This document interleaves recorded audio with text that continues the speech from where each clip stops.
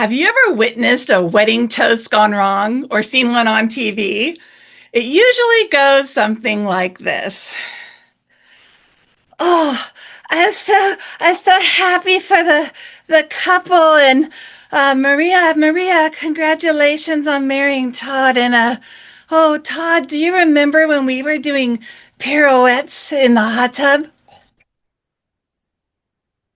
Yikes! That is not a toast. That is a roast on the groom. Madam Toastmaster, fellow Toastmasters and friends, welcome to Toast, Don't Roast. Because sometimes a Toastmasters evaluation can feel more like a toast on the speaker than the roast that we don't want to give. We don't mean to give a roast, but our words get manipulated or heard wrong, and then all of a sudden it goes sideways. So today we're going to talk about giving the perfect evaluation. Welcome to Toast Don't Roast. There are probably 5 to 7 different categories that we're going to touch on lightly, and then we'll go into more detail because this is the first of a second speech in this series. Today, we are going to touch on the real purpose of evaluations, some popular Toastmaster evaluation models, how to perform a strong evaluation, why icebreakers are different, and lastly, I'll leave you with some pro tips. Sound good? If so, you know what to do. Flash those smiles. Great. The real purpose of evaluations. Let's start with what evaluations are not. They're not a lecture, they're not a chance to sound smart, or a long laundry list of everything the speaker did wrong. Evaluations are really only meant to do 2 things, believe it or not. Protect the confidence of the speaker and promote their progress forward. Only 2 things. The speaker does not need 14 corrections. They need the next best step to move forward. Next, let's touch on those Toastmaster evaluation models because a lot of you have been hearing them from your mentors, you've heard it in this club, and you'll read different ones on the Toastmasters International site. The first one is the sandwich method. This is the most popular in our club. We've heard this from Warren and I think Nancy. So you visualize like a hamburger. The top bun is the compliment.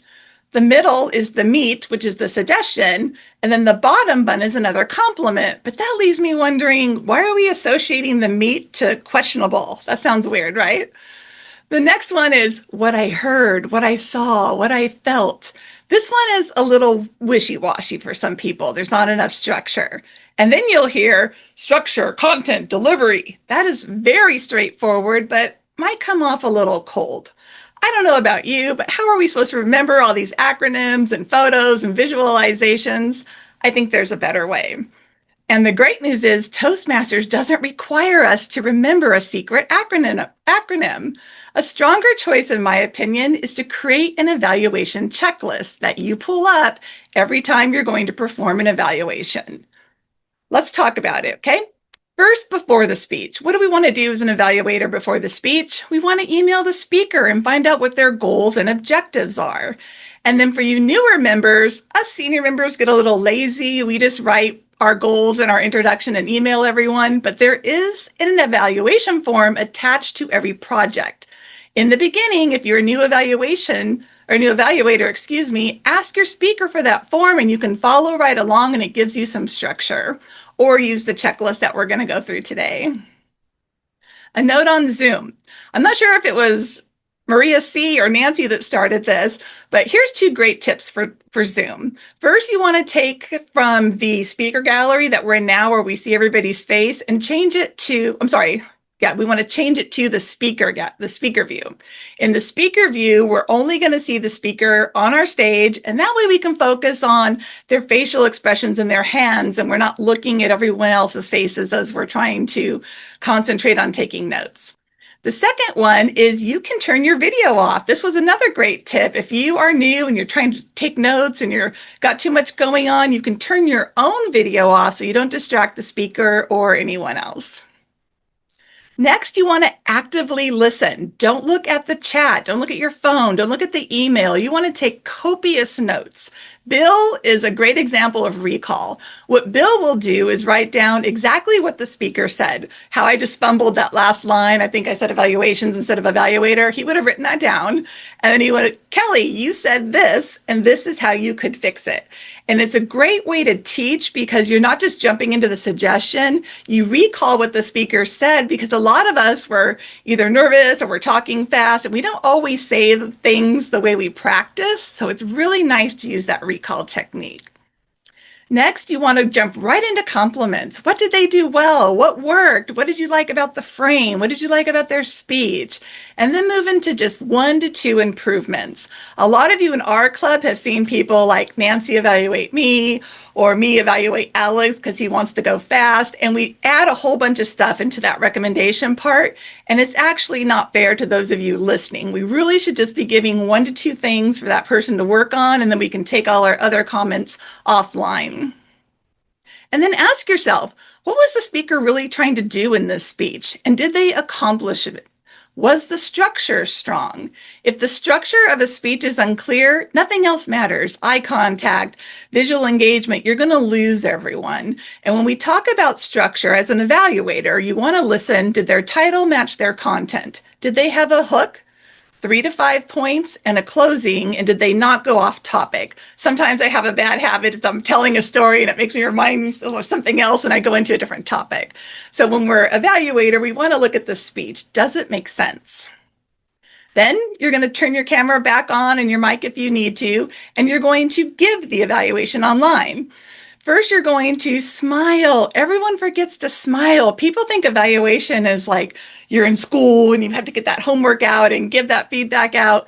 And remember those 2 goals? We want to make sure the confident is speaker and we want to progress them forwards. We want to make sure that we start with those compliments that we mentioned, then just pick 1 or 2 actionable suggestions like the suggestions Bill gives. And then most importantly is you want to end on a positive note. Sometimes when we're evaluating, we rush to get everything in we want to say. If you can't get everything in, drop the last point and go right into a positive ending and staying on time. It's very important to make sure that we end on a positive note as evaluators because people remember the last things they hear. This is simple, right? Are you all ready to be evaluators? I hope so. Let's talk about why icebreakers are different. Now, the icebreaker speech is the very first speech someone gives at our club, and it's special because it's a new member. They might be nervous or anxious. So in that case, we want to do as much praise as we can and 1 suggestion, not even 2. Because remember, just getting that first speech over with and getting on stage, if it's in person, that's the accomplishment for most people. And they don't know all the different things they don't know yet because this is their first speech. So keep it uplifting. Just pick 1 thing out and then end on that positive note. And remember, it's 1 gentle improvement. Now, for our icebreakers, our job is to not overwhelm people. Our job is to build trust so they come back and give the next speech. And we don't want to fix everything all at once. Great. Let's jump into some of those pro tips I mentioned. Yes. Now, this one, in my opinion, most people forget about this, and it's one of the most important things I'd like to get across today. Your word choice matters. Your face matters. Your tone of voice and delivery matter. Why? Because the same feedback can be taken in 2 very different ways. And a bad evaluation might discourage a new speaker from coming back to our club. Let me give you an example. Same feedback 2 ways. Alex, I have told you 3 times, look at the camera lens, not everybody in the gallery. When are you going to get eye contact right? That was an overexamplification, but you get it. Ouch, that was really harsh. A better way to do it is remember before you even open your mouth, soften your face, smile, get that tone right. Use the person's name because we want to make them feel safe. Alex, I noticed your eye contact was killer in the beginning. You were straight on, audience engagement. And then halfway through, you kind of looked over to the left a lot to grab your next note. For your consideration, just look those notes up so you can look to the side and grab a note versus looking down. See the difference? Who wants the first one? Nobody. That was harsh. Words matter. Tone matters. Delivery matters. Your face matters. You can use softer phrases like, I noticed, as a listener, and you all know what's coming next, for your consideration. These are all soft ways to enter into the suggestion phase without being accusatory. A warm tone says, I'm with you. A harsh tone says, I'm above you.